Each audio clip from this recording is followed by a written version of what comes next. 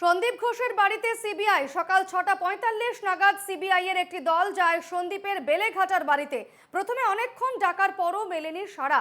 1 ঘন্টা পর দরজা খোলেন সন্দীপ ঘোষ। এলাকা ঘিরে রেখেছে সিআরপিএফ। এই মুহূর্তে সেই ছবি দেখাচ্ছে সন্দীপ ঘোষের বাড়িতে সিবিআই এর তদন্তকারী আধিকারিকরা এবং সন্দীপের বেলেঘাটার বাড়িতে পৌঁছে গেল সিবিআই এর দল। সকাল 6:45 নাগাদ সিবিআই এর একটি দল যায় সন্দীপ ঘোষের বাড়িতে। সেখানে গিয়ে বহু ডাকাডাকি করা হয়। সন্দীপ ঘোষের বাড়ি ভেতর থেকে দরজা বন্ধ ছিল এবং অনেক ডাকাডাকির পরও দরজা খোলা হয়নি। পরে 1 ঘন্টা পর সন্দীপ ঘোষ দরজা খোলেন।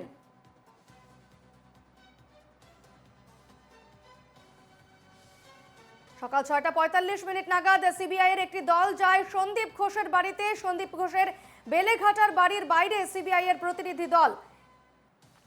রীতিমতো এলাকা ঘিরে রেখেছে সিআরপিএফ। 1 ঘন্টা পর দরজা খোলেন সন্দীপ ঘোষ।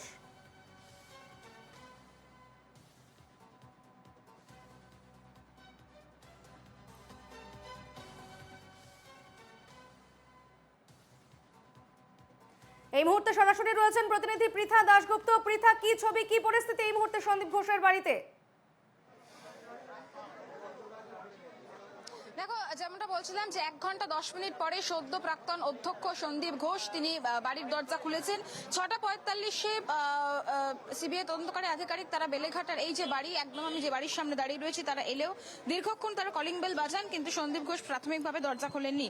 তারপরে 8:10 নাগাদ দেখা যায় তিনি দরজা খোলেন এবং সিবিআই তদন্তকারী আধিকারিকদের সাথে প্রাথমিক কথা বলার পরে ভেতরে যান। কিছুক্ষণ আগে যেটা দেখা গেল, সিবিআই এর অ্যান্টি করাপশন ব্রাঞ্চের আরো এক তদন্তকারী আধিকারিক তিনি এসছেন এবং তিনিও কিন্তু ভেতরে প্রবেশ করেছেন। তাকেও সন্দীপ ঘোষ নিজে এসে নিয়ে গিয়েছে। ফলত বোঝা যাচ্ছে যে গতকাল এই অ্যান্টি করাপশন অর্থাৎ দুর্নীতি দমন আইনে যে মামলা হয়েছে তারই তদন্তে আজকে 15 জায়গায় তল্লাশি চলছে এবং সকালবেলা সিবিআই এর বিভিন্ন টিম বিভিন্ন জায়গায় ভাগ হয়ে গিয়েছে। একদিকে বেলেঘাটার যে সন্দীপ ঘোষ, সেই সন্দীপ ঘোষের বাড়িতে যেরকম এই মুহূর্তে অভিযান চলছে, অন্যদিকে যেটা সকালে আমি বারবার বলছিলাম, ইন্টালিতে প্রাক্তন সুপার সঞ্জয় বশিষ্ঠ তার বাড়িতেও কিন্তু সিবিআই 7 সদস্যের একটি টিম তারা পৌঁছে গিয়েছেন। কেষ্টপুরে দেবাশিস সোম, ফরেন্সিক মেডিসিনের অধ্যক্ষ হাওড়ার হাটগাছায় এক মেডিকেল সাপ্লায়ার বিপ্লব সিংহ সহ আরজিকর অ্যাডমিনিস্ট্রেটিভ বিল্ডিং, সেখানেও কিন্তু সিবিআই তদন্তকারী আধিকারিকরা পৌঁছে গিয়েছে, এমনটাই কিন্তু প্রাথমিকভাবে খবর পাওয়া যাচ্ছে। তুমি জানো যে বারবারই যে অভিযোগ সন্দীপ ঘোষের বিরুদ্ধে উঠছিল, সেই বিষয় সেই জায়গায় দাঁড়িয়ে গতকালই দুর্নীতি দমন আইনে মামলা হয়েছে এবং তার কপি আলিপুর আদালতে পৌঁছেছে। আমি একটু দেখাবো যে একদম বাড়ির সামনে সিআরপিএফ দাঁড়িয়ে রয়েছে, সিআরপিএফ ঘিরে রয়েছে। শুধু সিআরপিএফ নয়, কলকাতা পুলিশের একটি দল তারাও কিন্তু রয়েছেন এবং কিছুক্ষণ আগে তারা প্রবেশ করেছেন সন্দীপ ঘোষের বাড়িতে। বিভিন্ন জিজ্ঞাসাবাদ থেকে শুরু করে নথিপত্র, অর্থাৎ তার বিরুদ্ধে যে অভিযোগ আক্তার আলী তিনি হাইকোর্টে করেছিলেন, সেই অভিযোগের প্রেক্ষিতেই গতকাল এফআইআর হয়েছে, মামলা দায়ের হয়েছে আলিপুর কোর্টে, তার কপি জমা পড়েছে।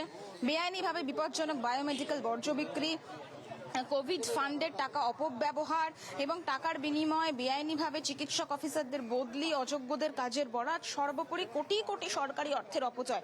এবং তুমি জানো যে আক্তার আলী, প্রাক্তন ডেপুটি সুপার আক্তার আলী, তিনি হাইকোর্টে অভিযোগ জানিয়েছিলেন সন্দীপ ঘোষের বিরুদ্ধে 15 প্রায় বিভিন্ন ধরনের অভিযোগ, এবং সেই প্রাক্তন অধ্যক্ষ সেই বিভিন্ন ধরনের অভিযোগের প্রেক্ষিতেই কিন্তু অ্যান্টি করাপশন ব্রাঞ্চের আধিকারিক তারা এসেছেন এবং টেন্ডার না ডেকে সরকারি জায়গায় খাবারের দোকান, ক্যাফে, ক্যান্টিন, সুলভ শৌচালয়ের জন্য বরাদ্দ করা, ভেন্ডার বাছাইয়ের ক্ষেত্রে স্বজন পোষণ, বিভিন্ন অভিযোগ, অর্থাৎ সরকারি যে টাকা সেই টাকা তছরূপের অভিযোগ। এবং সেই অভিযোগের প্রেক্ষিতেই আমি আরেকবার একটুখানি ছবি দেখাবো। সেই অভিযোগের প্রেক্ষিতে কিন্তু আজ সকাল থেকে সিবিআই তদন্তকারী আধিকারিক তারা পৌঁছে গিয়েছেন। একদিকে আমি যেমন ছবি দেখাচ্ছিলাম বেলেঘাটার এই বাড়িতে কেন্দ্রীয় বাহিনীর জওয়ান তারা ঘিরে রয়েছে পুরো বাড়ি, কলকাতা পুলিশের একটি দল তারাও রয়েছে, কারণ এর আগেই সন্দীপ ঘোষ তিনি নিরাপত্তা চেয়েছিলেন, তিনি নিরাপত্তার অভাব বোধ করছিলেন হাইকোর্টে, এবং সেই জায়গায় দাঁড়িয়ে কলকাতা পুলিশ তার বাড়ির সামনে সর্বক্ষণ ছিল।